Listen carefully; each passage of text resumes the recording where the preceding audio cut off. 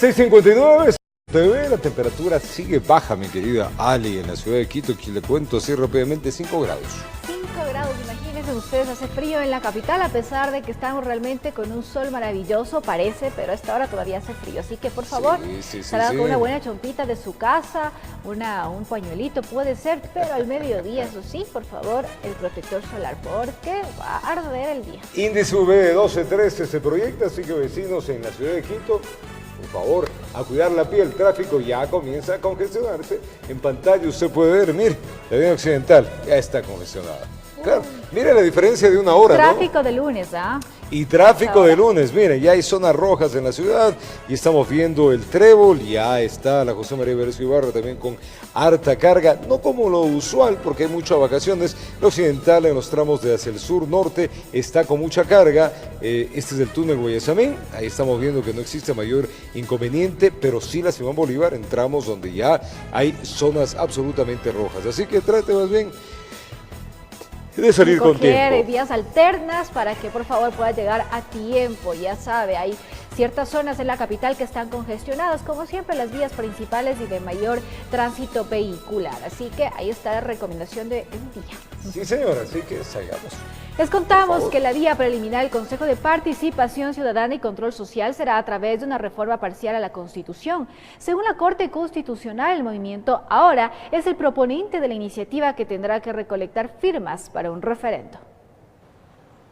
El primer paso para eliminar el Consejo de Participación Ciudadana y Control Social y transferir las competencias para nominar autoridades a la Asamblea Nacional será mediante una reforma parcial a la Carta Magna. Así lo definió la Corte Constitucional, luego de que el movimiento ahora presentó la iniciativa el pasado 20 de junio. Nuestra propuesta es que se elimine el organismo, no la función de transparencia y control social. Es un organismo que nos cuesta 14 millones de dólares anuales al pueblo ecuatoriano. Según Michael Aulestia, presidente del movimiento ahora, con el dictamen favorable de la Corte, el siguiente paso es que el Consejo Nacional Electoral entregue los formularios para recolectar al menos el 1% de firmas del padrón electoral, que son más o menos 133.000. Tendremos un tiempo de 180 días para la recolección de firmas. El Consejo Nacional Electoral, una vez de que nosotros entreguemos los paquetes de firmas, tiene un tiempo de 15 días para la validación o verificación. Una vez que se complete el requisito de firmas, el proyecto normativo de reforma parcial a la Constitución será presentado en la Asamblea Nacional. Luego deberá ser debatido y, si es aprobado, en el 2020 los ecuatorianos podrían ser consultados sobre el futuro del Consejo de Participación Ciudadana y Control Social. La Asamblea Nacional no puede abstraerse de la vía que ha dictaminado en este momento la Corte Constitucional. Sin embargo, para el constitucionalista Ismael Quintana, la Asamblea Nacional no está obligada a aprobar el texto original del proyecto impulsado por el proponente, y ahí viene el primer traspié. Es decir, la Asamblea podría negarlo, podría modificarlo, y con esta cuestión, pues naturalmente, probablemente la propuesta del movimiento ahora podría sufrir eventualmente algunas modificaciones. Explica que la Asamblea deberá tratar el documento en un plazo de 1 año, caso contrario se llama ya directamente a la consulta popular sin que hayan los debates en la Asamblea Nacional. Según los tiempos para el constitucionalista, la Corte deberá evaluar el contenido del proyecto en un segundo dictamen y en un tercero, si fue el caso, por demandas. Informó Priscila Cadena. El Consejo de Participación Ciudadana está preocupada por el financiamiento que actualmente tienen. Días atrás se había pedido al Ministerio de Finanzas que se adjudique recursos, pero el titular de esa cartera de Estado asegura que por el momento no es viable. Le contamos. Solo aprobar el orden del día, es decir, la agenda programada para poder sesionar, los 4 consejeros asistentes a la reunión ordinaria del Consejo de Participación Ciudadana y Control Social demoraron alrededor de 1 hora y media. Entre aprobación de mociones, resoluciones y constatar que la visita de los jubilados a los que habían invitado no prosperó, se llevaron una media hora más. Las conclusiones: no hubo muchas, pero lo que sí continúa llamando la atención es la falta que dicen hay de financiamiento en el organismo. Por ello, quieren saber cómo se encuentra la entidad para con ello empezar, por ejemplo, con el concurso para la designación de defensor público.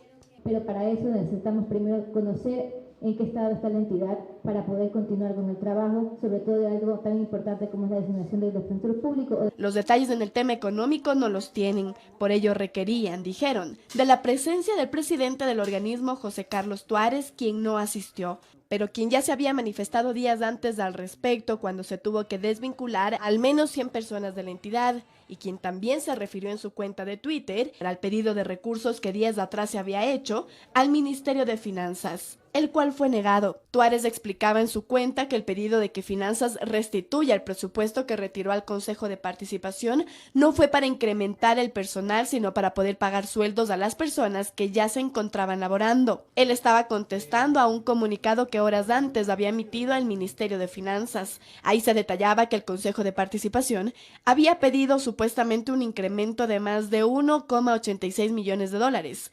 80% para contratación de nuevo personal y 20% para extender contratos actuales. Se enfatizaba que al momento no es viable. Los consejeros pidieron una nueva sesión para conocer a detalle cuál es el estado económico del Consejo de Participación. En Quito informó Andrea Orbe. Y durante este viernes se llevaron adelante varias diligencias en torno al caso Sobornos. Una de ellas fue la declaración ante la Fiscalía de Yamil Masud, ex asesor de María de los Ángeles Duarte. Además, en los alrededores de la Presidencia de la República se habrían dado algunos peritajes. Una vez que Yamil Masud fue retenido por la policía en Guaquillas y llevado a rendir declaraciones en Quito por estar implicado en el caso Sobornos 2012-2016, su abogado brindó varias declaraciones donde sostiene que el defendido es inocente. Lo han traído acá a Fiscalía Quito a rendir una versión, no en calidad de acusado, porque eso recién vamos a ver el próximo miércoles con la jueza Camacho. Además, sobre la detención de Masud en la frontera sur, señaló que él no intentaba fugarse. Yo les pregunto, ¿cómo puede fugarse quien ni siquiera está enjuiciado?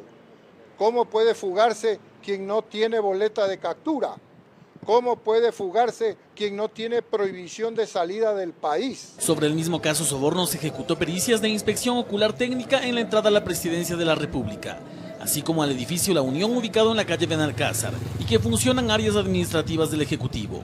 En el lugar estuvo presente el abogado del exsecretario jurídico de la Presidencia, Alexis Mera. Sin embargo, por cuestiones que desconocemos, dice la fiscal encargada del caso, la doctora Ruda Moroso, que esa diligencia se ha realizado el día de hoy. Rechazamos esta actitud de fiscalía. Esta diligencia trataría, según la defensa de Mera, desmentir la teoría de que se puede ingresar a la Presidencia de la República con sobres llenos de dinero. Todos ustedes conocen que en el ingreso de Palacio de Carondelet existe una banda de rayos X que permite observar exactamente con claridad que es el interior de cualquier sobre, cualquier documento, cualquier maleta, cualquier cartera, motivo por el cual es imposible, vuelvo repito, imposible que se pueda ingresar con sobres de 100, 200, 300 mil dólares al Palacio de Carondelet. Extraoficialmente se conoce que en uno de estos edificios se realizó la incautación de dispositivos electrónicos de algunos funcionarios. Informó Javier Rosero.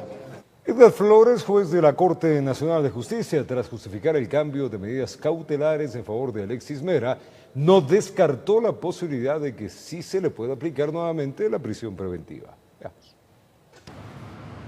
En el Consejo de la Judicatura se analiza una queja interpuesta por la Fiscalía General del Estado, Contraloría y Procuraduría, en contra de los jueces Luis Enríquez y Edgar Flores, por haber revocado una medida cautelar en favor del exsecretario jurídico de la Presidencia, Alexis Mera, en la que se le cambió la prisión preventiva por arresto domiciliario. Lamentablemente, muchas de nuestras decisiones no pueden ser de afecto de ciertos sectores, pero nosotros no juzgamos por afecto o por desafecto. Nosotros juzgamos, insisto, por lo que consta en el proceso. A Enríquez y Flores se los acusa de falta de motivación en la resolución, negligencia manifiesta y error inexcusable. Si bien es cierto, son faltas disciplinarias, pero de acuerdo al Código Orgánico de la Función Judicial, estas tienen que ser declaradas previamente por un juez, porque así lo determina el artículo 130.4 y 131.3 del Código Orgánico de la Función Judicial. Por todo lo dicho, esperan que la queja sea rechazada por improcedente. Flores se refirió al informe policial sobre la posibilidad de fuga de Mera.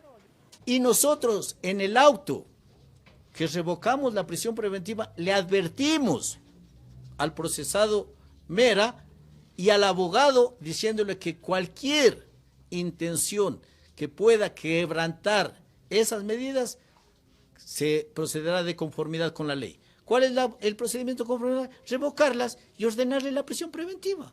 Informó Héctor Romero. Y Pablo Chambers, ex veedor encargado de investigar los contratos que tenía Fabricio Correa con el Estado durante la presidencia de su hermano, fue detenido este sábado 3 de agosto mientras viajaba a Guaranda.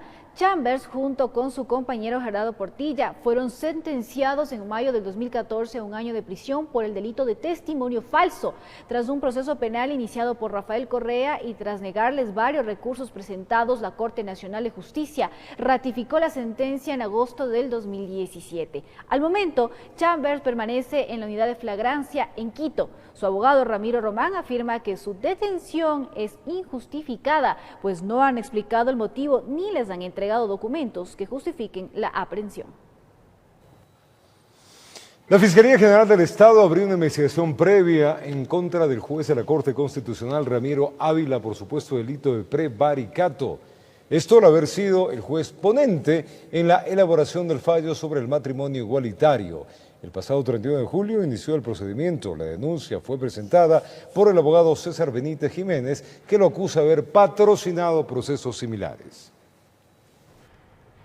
Y las autoridades investigan una nueva explosión registrada en la Universidad de Guayaquil. Se trata de la 5ª detonación y tercer atentado en esta institución de educación superior. Todos los vidrios están hechos pedazos. Fue a las 19 horas de este jueves que se reportó una nueva explosión en la Facultad de Ciencias Médicas de la Universidad de Guayaquil. Donde se utilizó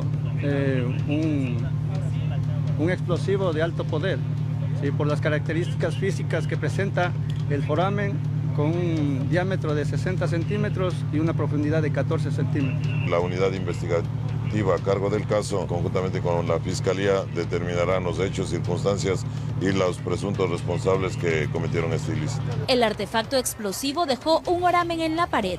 La onda expansiva llegó hasta la escuela de enfermería, destruyendo algunos ventanales. Miren que hay un bar aquí cerca, es un corredor donde pasan los estudiantes. Felizmente no ha habido personas, porque sí hubiese sido muy trágico que pase alguna desgracia. Estos son hechos que rebasan la delincuencia común. Esto es un atentado terrorista que tiene que intervenir en forma inmediata la policía con todo su cuerpo e incluso Fuerzas Armadas, porque esto es un atentado contra la seguridad nacional.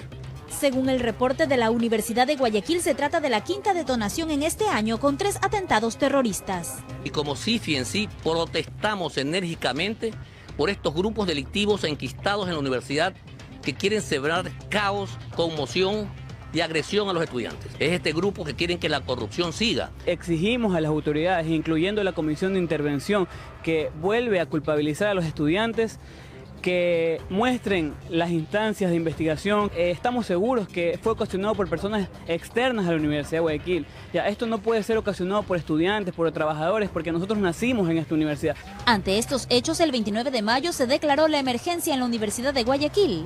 Las autoridades de la institución superior piden celeridad en las investigaciones. También exhortamos al Ministerio de Economía y Finanzas que cumpla con su obligación constitucional y legal de entregar los fondos que le corresponden a la Universidad de Guayaquil para poder implementar el plan seguridad, que no se lo puede continuar por falta de recursos. Informó Roselena Vázquez. Tras el acuerdo alcanzado entre el Ministerio de Gobierno y el municipio de Quito para repotenciar y dotar de unidades de policía comunitaria que se encuentran en el mal estado, el Cabildo Capitalino está a la espera de la información de la ubicación y costo de las mismas para arrancar, dice, con los trabajos. Le contamos. Los acuerdos alcanzados en materia de seguridad entre el Ministerio de Gobierno y el municipio de Quito, en los cuales, entre otras cosas, el Cabildo Capitalino se comprometió en dotar y repotenciar varias unidades de policía comunitaria que se encuentran en mal estado dentro del distrito, es visto con entusiasmo por parte de la Policía Nacional. Imagínense, tanto poder, si podemos compactarle y hacer una sola fuerza para poder trabajar por la seguridad de los quiteños es una cosa fabulosa, y los policías como tal estamos comprometidos para trabajar para brindar toda la seguridad necesaria a nuestros ciudadanos. Y es en el marco de ese trabajo mancomunado acordado entre las entidades encargadas de la seguridad que inicialmente se arrancará con la reparación de 34 UPCs. Así lo detalló el secretario de Seguridad, Euclides Mantilla. 34 UPCs, que es el compromiso que tiene el señor alcalde. El monto estamos esperando que nos den desde el mismo ministerio. Las UPC que serán intervenidas ya fueron identificadas por parte de la Policía Nacional. Así lo detalla el coronel Carlos Blanco, jefe de operaciones del Distrito Metropolitano. Están localizadas en todo Quito, tenemos en Carapungo, en La Delicia, Quitumbe, Eloy Alfaro, en Manuela Sáenz, en Eugenio Espejo, justamente en consideración a aquellas que están más deterioradas. A estos acuerdos por la seguridad ciudadana también se suma el plan para colocar cámaras con identificación facial. Se va a iniciar desde el centro histórico. Después, pues por fases se irá cubriendo todo el resto de sitios que son los más vulnerables, los que más tienen indicadores de inseguridad, y es de donde se va a priorizar. Esfuerzos que, según las autoridades, contribuirán a seguir bajando el índice de delitos en la capital, mismos que desde ya van por buen camino, aseguran. Hasta el 19 de julio, que tenemos una marca, tenemos un descenso en lo que es robo a personas. Prácticamente estamos a 0.9 de estar ya totalmente en verde en este asunto. Estamos trabajando en robos de domicilios, tenemos 328 eventos menos. Estamos articulando y estamos coordinando los esfuerzos entre municipio y policía y Ministerio del Interior para conseguir eso. En Quito informó Adriana Rojas. Y hoy en El Comercio TV, en nuestro segmento, el invitado estará Miguel Rivadeneira entrevistando al asambleísta César Carrión, con quien se analizará el caso 30S, las nuevas revelaciones de los correos de la presidencia en el anterior gobierno. Recuerda, la cita es en pocos momentos en El Comercio TV. No se despegue de nuestra señal, ya volvemos, vamos a una pausa.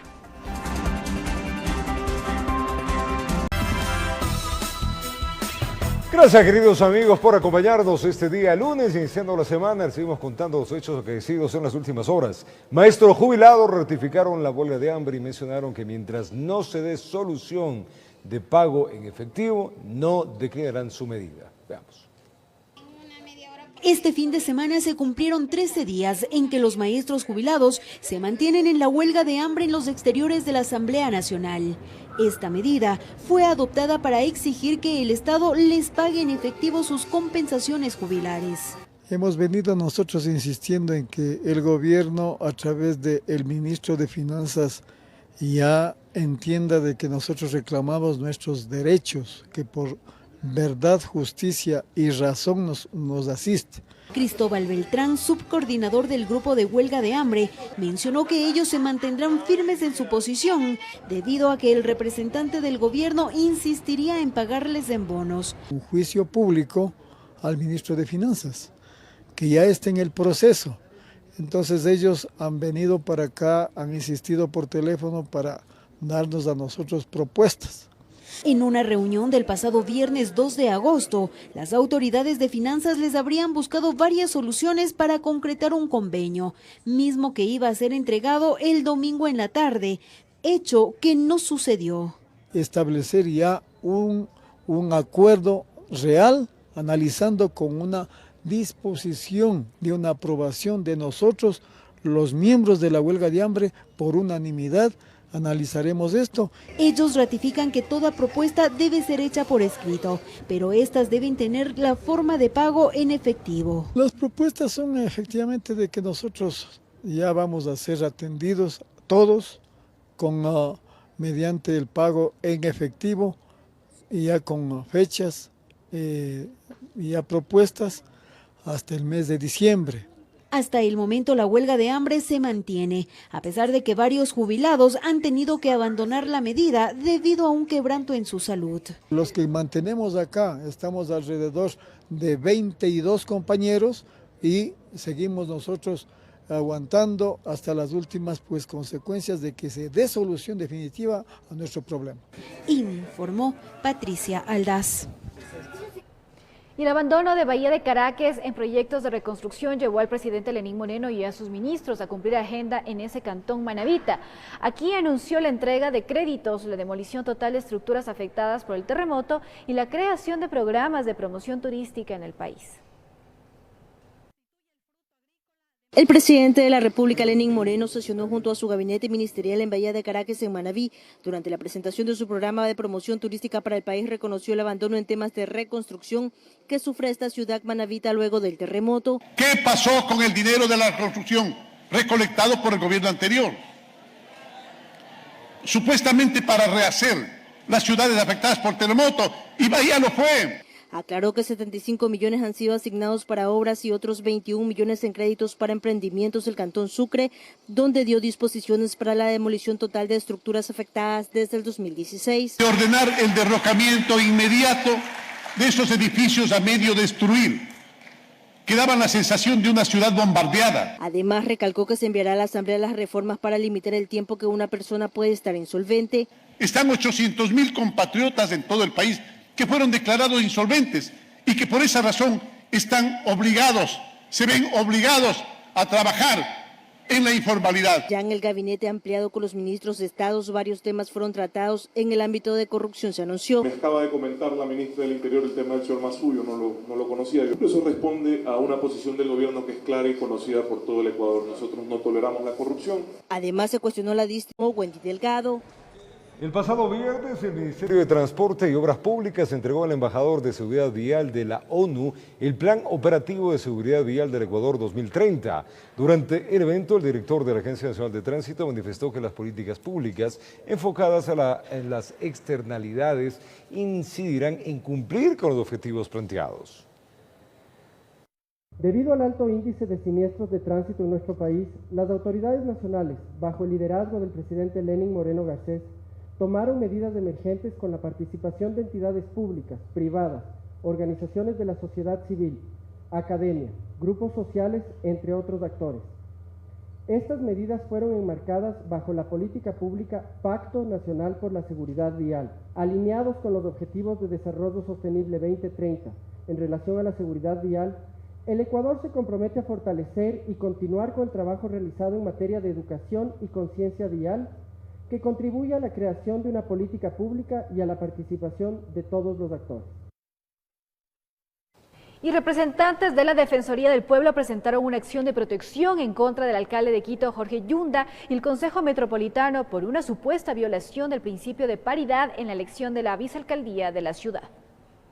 El argumento para presentar la acción de protección es que para la Defensoría del Pueblo, el Consejo Metropolitano habría violado el principio de paridad de género en las elecciones de la vicealcaldía de la ciudad, con lo cual, a criterio de las autoridades de esta institución estatal, si el burgomaestre es un hombre, una mujer debería ser designada para la vicealcaldía. Una nueva elección de acuerdo a la normativa constitucional y legal pertinente. La acción de protección fue presentada a la función judicial, por lo que se aspira a una respuesta en los próximos días. Esta es la tercera acción constitucional que se presenta. La primera fue presentada en Cuenca, en la cual la Defensoría del Pueblo tuvo una sentencia positiva. El día de ayer se presentó en Loja y hoy en el Distrito Metropolitano. De acuerdo a Gisela Chalá, segunda vicealcaldesa de la ciudad, el tema fue discutido en el Pleno Metropolitano el día de la designación de autoridades. Sin embargo, la mayoría de los votos de los ediles respaldaron a Santiago Guarderas. Sí fue una sorpresa porque el alcalde en su discurso de orden en la posesión fue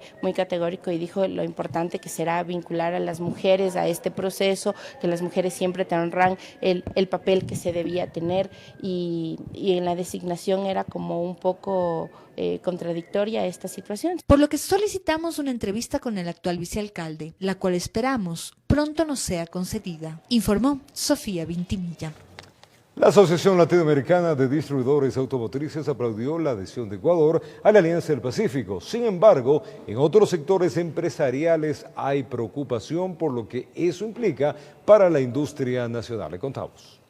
Luego de un congreso realizado en Quito entre el 1 y 2 de agosto, la Asociación de Distribuidores Automotrices emitió una declaración de apoyo al ingreso de Ecuador como miembro pleno de la Alianza del Pacífico. Ser parte de la Alianza del Pacífico no es únicamente una reducción de aranceles, no se limita a eso. Es una gran oportunidad adicionalmente para fortalecer nuestra propia competitividad interna en el caso ecuatoriano. El anuncio de la adhesión del país a esta iniciativa comercial se dio durante la última cumbre de la Alianza Pacífico celebrada en Lima a inicios del mes de julio. Este tratado abriría al país un mercado con una población de más de 225 millones de habitantes. Un proceso en el que estamos tratando de ser los empresarios parte de un proceso de integración completa que permita realmente mejorar las condiciones de nuestros países, en este caso de Ecuador. Sin embargo, para los miembros de la Cámara de la Pequeña y Mediana Industria de Pichincha, la posible adhesión de Ecuador a la Alianza del Pacífico es algo que preocupa, sobre todo por las consecuencias que esto podría tener en la industria nacional. No podemos hacer es exponer la economía ecuatoriana a circunstancias en las que tengamos que competir en condiciones completamente desiguales y lesivas del aparato productivo ecuatoriano, lo cual implicará eventualmente la pérdida de decenas de miles de empleos. La REA plantea que el acuerdo para integrar la Alianza del Pacífico debe ser analizado a profundidad para salvaguardar la industria nacional. Es necesario un examen riguroso y serio de qué productos van a ingresar a la economía ecuatoriana, qué productos ecuatorianos tienen posibilidades en los mercados de los países de la Alianza. Pero sobre todo, propone que el país debería mirar otros mercados que brinden más beneficios al comercio ecuatoriano. Y una de ellas es precisamente la creciente fuerza que tiene la actividad económica en la cuenca del Pacífico, tanto de Asia como de América. Y por lo tanto es necesario elaborar una perspectiva de trabajo común. Informó Carolina Basante. 3 magistrados de la Corte Nacional aseguran que el Consejo de la Judicatura no tiene la facultad para solicitarles el levantamiento del sigilio bancario y que no lo han hecho porque no han sido notificados personalmente, requisito que es parte de la evaluación a los jueces de la Corte Nacional de Justicia. Pablo Tinajero y Miguel Jurado, jueces, y Patricio Secaira, conjuez, dan cuenta del por qué se habrían negado el levantamiento del sigilio bancario como parte de la evaluación a los jueces y conjueces de la Corte Nacional de Justicia. Que a nosotros no se nos ha notificado con la petición de levantamiento del sigilo bancario. Este documento que yo les acabo de mostrar no puede ser considerado como notificación.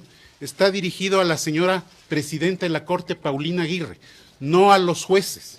A renglón seguido, aclaran que desde su posesión cumplieron con la declaración juramentada y levantamiento del sigilio bancario.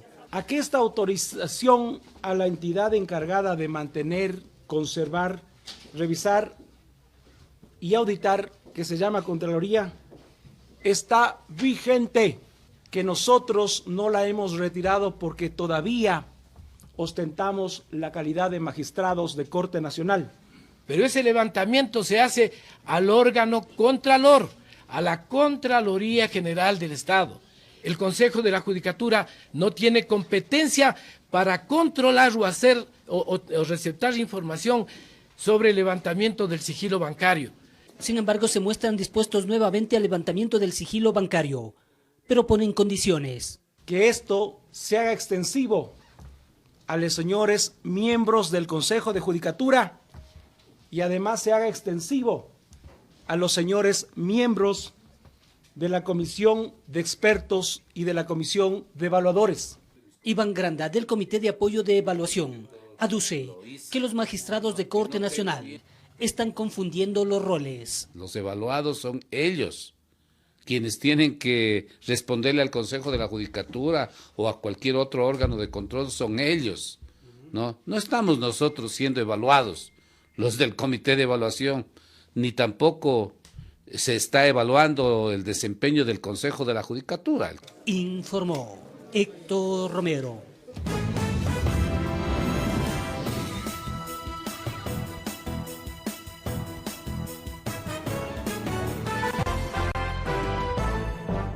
Cordiales a los amigos televidentes y de las radios. Entrevista a través de la señal de Televicentro Canal 5 en el noticiero El Comercio TV.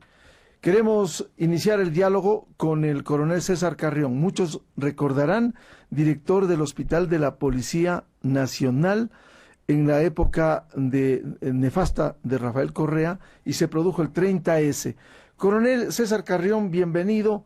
¿Qué siente usted cuando ve las publicaciones? Diario El Comercio ha ilustrado muchísimo. El jueves último publicaba, dentro de los 12,000 emails que se han difundido en la investigación del caso Sobornos 2012-2016, decía el jueves pasado, correos delatan manipulación de 30S. Incluso conocemos que usted ha presentado una denuncia, un pedido de investigación penal en la Fiscalía porque se habría utilizado $1.600.000 para posicionar la mentira a través del gobierno. Muy buen día.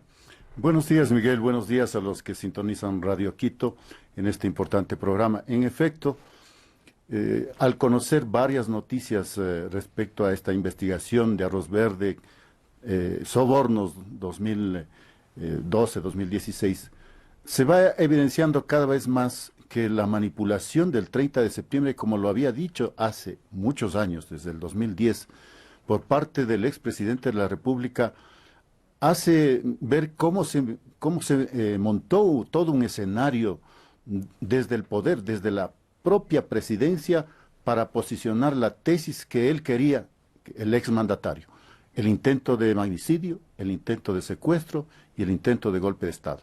Ninguna de esas figuras. ¿Por qué? Porque fue una equivocación del expresidente de ir a querer solucionar en el Regimiento Quito, donde yo no laboraba, sino estuve yo en el hospital, donde ahí trabajé yo casi hasta las 11 de la noche, y saludé con él personalmente. Pero todo esto, al yo haber dado una declaración en CNN, a los 20 días, pues fui objeto de una persecución tenaz, y cientos de policías a nivel nacional fueron perseguidos, procesados, vigilados, como así señala algunos medios de comunicación, por parte del propio gobierno, a través de personajes pues creando oficinas paralelas para supervisar todos los procesos judiciales y todos que se sentencien a favor del pensamiento del gobierno. ¿Qué siente usted, coronel César Carrión, al conocer los fallos sobre las revueltas llegaban primero a una oficina externa de la presidencia? Mire, antes de eso ya se ha evidenciado en la Contraloría. El 3 de julio salió en un medio de comunicación también que se utilizaron $1.600.000 para posicionar mediáticamente a través de los medios de comunicación la tesis del gobierno. La Contraloría tendrá que emitir nombres y apellidos. Yo he presentado una denuncia justamente el 12 de julio del presente año en la Fiscalía General a efectos de que se investigue a profundidad esta manipulación mediática, es decir, utilizaron la Secretaría de Comunicación, varios ministerios, para sacar spots publicitarios creados por el periodista Carlos Bravo. Aquí tengo todos los spots publicitarios que está y reposa en la Contraloría. La empresa Gota Azul, cuyo gerente es el señor periodista Carlos Bravo Segovia, hizo todos estos spots publicitarios: Muchedumbre 30S, el rescate de la democracia, varios spots publicitarios para posicionar, para hacer creer mediante el estado incluso de propaganda. ¿Hubo testigos de esto, coronel Carrión? Pero mire, aquí hubo testimonios en contra de mi persona, les voy a repetir permanentemente. Olger Guerrero, un periodista asalariado del gobierno, un capitán, y también señalan en los correos que van investigando, un capitán del ejército que fue de seguridad, ahora debe ser mayor, Richard Piera Constante, un oficial del ejército de la seguridad del ejército de la seguridad de la presidencia. ¿El testimonio también? Otro testigo mentiroso. Otro sargento, Alex Casierra, también de la Armada, mentiroso. Y la doctora Hiroshima Villalba, que coincidencialmente trabajaba en la Secretaría de Coordinación Política. Hoy está trabajando en una notaría en el sur, con un premio. Todos ellos tendrán que responder en su debido momento. Hoy, nuevamente, voy a presentar una denuncia en la Fiscalía General porque, de acuerdo a estos correos que van apareciendo en las computadoras, también se establece que se crearon 2 oficinas paralelas cercanas a la presidencia para poner personas que vayan a supervisar todos los procesos del 30 de septiembre y que ninguno de ellos sean en contra del Estado. ¿Usted escuchó en algún momento el nombre de Pamela Martínez porque ha sido, hoy se descubre, la que coordinaba con fiscales y con jueces? Mire, ella era la persona que coordinaba, pero aparece otro nombre. Hay un señor del Hierro, en esta misma nota periodística, que era el que recibía toda la información coordinada por Pamela Martínez, y Bueno, todo eso tendrá que investigar la Fiscalía. Hoy a las 10 de la mañana estaré presentando una nueva denuncia que la Fiscalía de oficio tiene que investigarse. ¿Por qué? Porque es un hecho público, notorio, de que todos los procesos judiciales fueron realmente distorsionados de los delitos que realmente podían haber cometido algunos policías. La protesta policial que el propio presidente lo transformó en un intento de magnicidio. Ahí hay graves errores por parte del propio presidente: atacar un hospital, ordenar a un ejército, 900 soldados, ¿no?, entre ellos conscriptos, 18 vehículos blindados, y lo rescatan en un vehículo que no era blindado, y muere un escolta, un policía, Froilán Jiménez, disparado por un militar. Es decir, si ese disparo se desviaba unos milímetros, podía haberle matado, asesinado al propio presidente de la República. ¿Por qué no se investigó todo eso? Las evidencias. Esto quedó truncado y hasta el día de hoy no se investigó.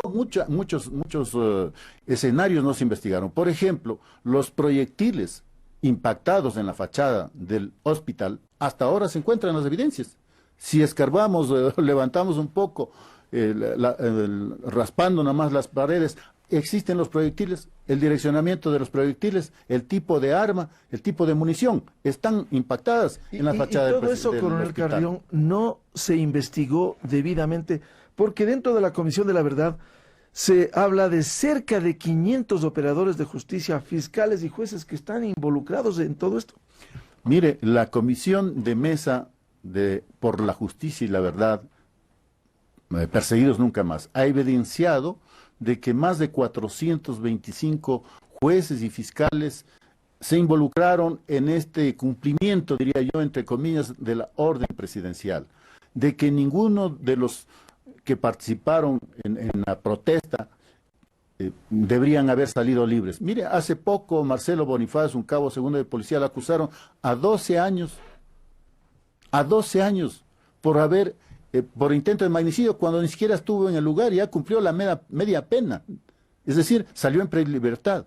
Nunca estuvo en el sitio, pero el afán era acusarlos, sentenciarlos, inclusive chantajearlos con indultos. El caso específico de Marcelo Bonifaz, lo ofertaron $150,000 para entregarle 3 visas que se vaya a España. Claro, lo hubieran tenido como testigo protegido y nunca hubiera hablado. Pero él valientemente dijo: no, yo no voy a firmar el documento de indulto porque yo no he cometido nada. Pues ahí te quedas en el proceso y lo sentenciaron a 12 años. Casos como esos existen. ¿Y aquí estuvieron involucrados los miembros del mando policial que de alguna manera, por acción o por omisión, permitieron esto? Yo he señalado por varias ocasiones que ministros, comandantes generales de Fuerzas Armadas, ahí estuvo el ministro coordinador, no recuerdo, él es el que me hizo la demanda, pero los ministros que no previnieron una protesta fueron el ministro coordinador Carvajal, allá estuvo Ponce, el ministro de Defensa, el ministro del Interior, Gustavo Yalc, los comandantes de las Fuerzas Armadas y de la Policía, los sistemas de inteligencia. Ellos no previnieron absolutamente nada, una protesta de manera sospechosa, y a ninguno de ellos se los investigó. Por cierto, no debían haber hecho esa protesta los policías. Por supuesto, por supuesto. Pero eso es una cosa y otra cosa es el magnicidio que usted le acusa. Exactamente. A mí me acusaron de intento de magnicidio, cómplice de los policías del regimiento cuando ni siquiera los había conocido. Fue algo absurdo, ¿no? De todas maneras, pienso que la investigación debe profundizarse. La Fiscalía está en sus manos hacer una investigación imparcial. No queremos presiones de ninguna naturaleza, pero que sí, o ahora que se delata en estas informaciones de estos correos que en base a la incautación de los computadores de la presidencia van apareciendo más pruebas, y no solamente de este caso, habrá cientos de casos de actos de corrupción a lo largo y ancho del país que se han dado desde la presidencia. Coronel Carrión, se suele decir justicia que tarda no es justicia. 9 años se van a cumplir ya. Exactamente, no es justicia. Yo presenté en el 2012 una denuncia en la CIDH, porque yo no confiaba en la justicia, justamente.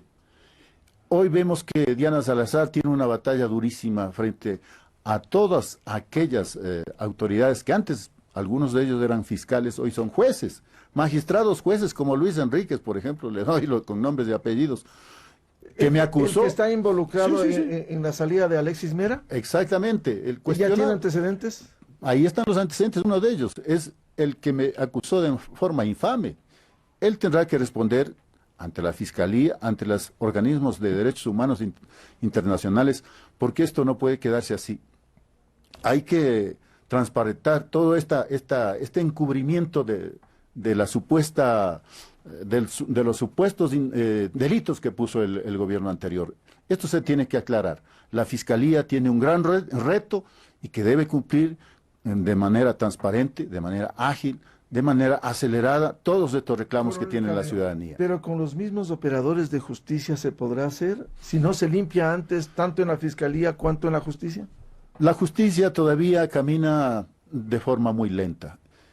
Hay que depurar, yo lo he señalado también, no solamente a muchos funcionarios que han encubierto el tema del 30 de septiembre, fiscales, jueces, funcionarios públicos, como también dentro de la Policía Nacional, muchos oficiales de la CNI. ¿Están identificados? Algunos de ellos sí han participado y que todavía siguen laborando dentro de las instituciones públicas. Bien, muchas gracias. La presencia del coronel César Carrión, coronel de la Policía Nacional, quien fuera involucrado en intento de magnicidio en la época del gobierno de Rafael Correa Delgado en el 30S, que hoy se está destapando. Muchas gracias a los televidentes y oyentes de la señal de Televicentro en el noticiero El Comercio TV, Radio Quito y Platinum FM. Si podría decir algo adicional.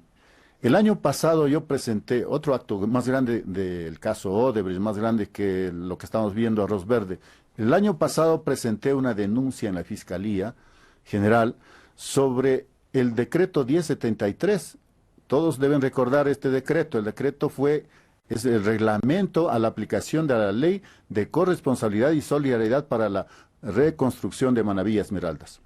Por un lado, con este reglamento, con este decreto, se recuperó 1.160 millones de dólares para aquellos que perdieron sus casas, aquellos que murieron. Pero por otro lado, se legalizaron patrimonios que no habían declarado por casi 4.000 millones de dólares. Eso está en una investigación y indagación que el próximo año podremos aclarar. Materia de otra investigación. Muchas gracias al coronel César Carrión. Seguiremos en Radio Quito y Platinum con este diálogo. Pausa publicitaria.